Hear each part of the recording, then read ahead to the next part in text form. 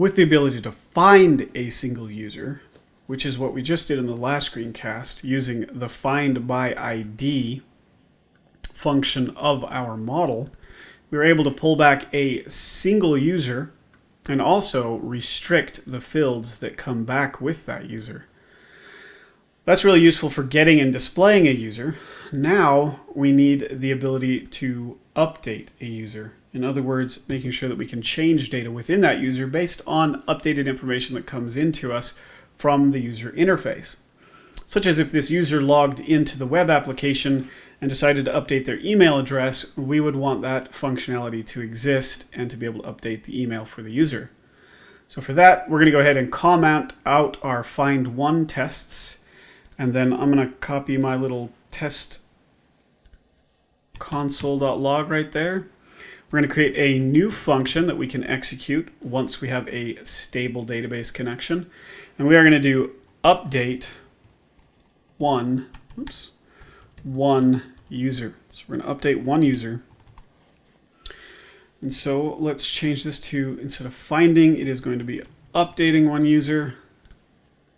And then in here is where we are going to write our update code. Now, just like when we were finding one user, we do need ourselves a test ID to play around with. Normally, of course, this would come in from the user when they click on something or when they log in to change their portfolio. We would have that unique ID. And here we're going to go ahead and do the change or the update. Now, the update is very similar to the find by ID. We're just going to go ahead and we're first going to do it with a callback. So update one user using callback functions, callback function. And we're going to use our model user.find one and update is what we're going to use. Now, a little bit different from our regular find one where we're just passing an ID to locate the user. What we are going to do is we are going to pass in a query object, and this query object is going to require that we pass in the underscore ID, which of course will be the user ID for the user we are trying to update. So that's our query right there.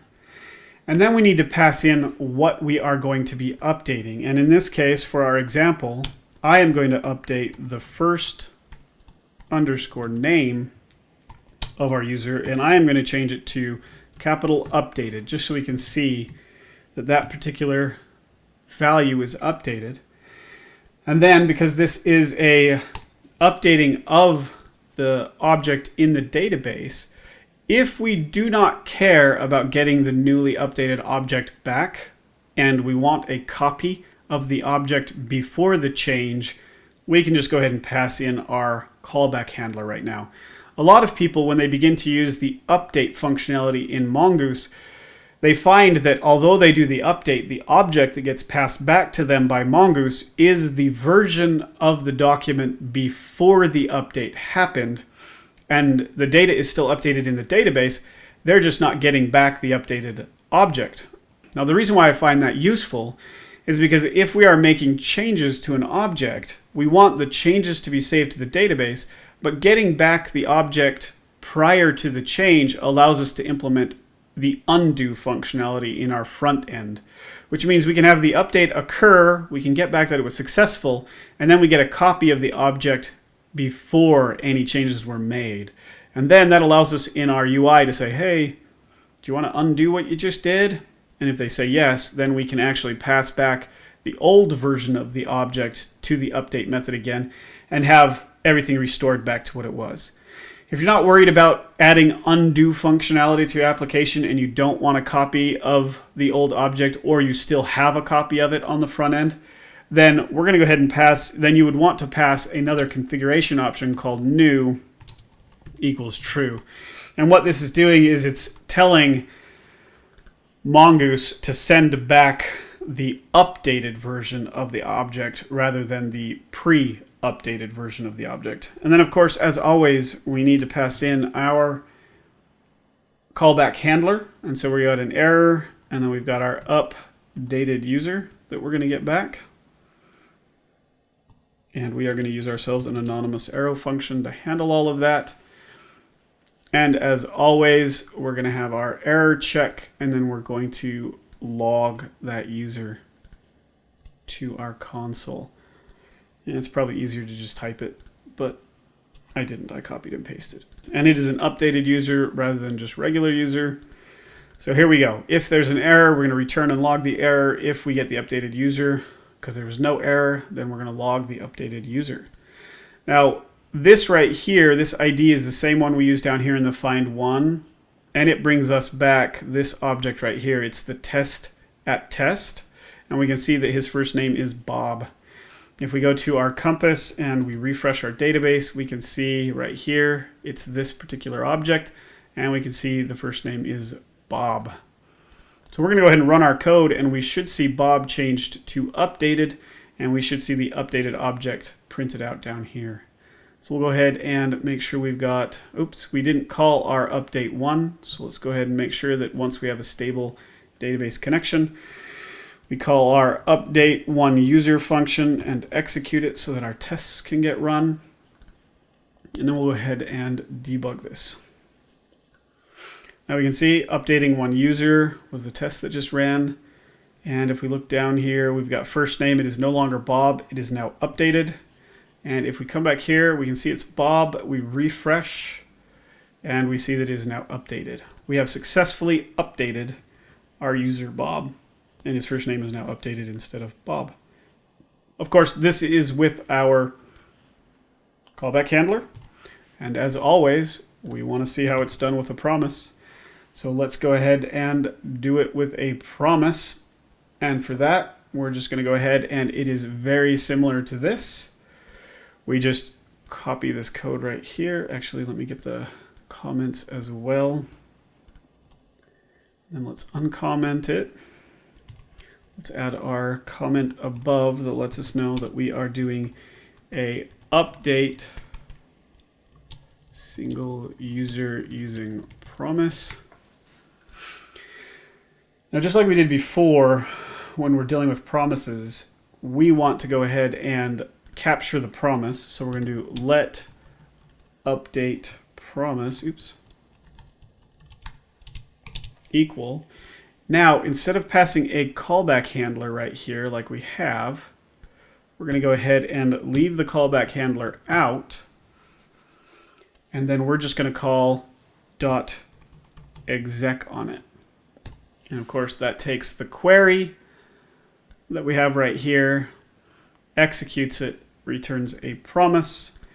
And then of course down here we can do like we did in all the other ones, and we can now handle the updates that come in through that promise. So we can say update promise.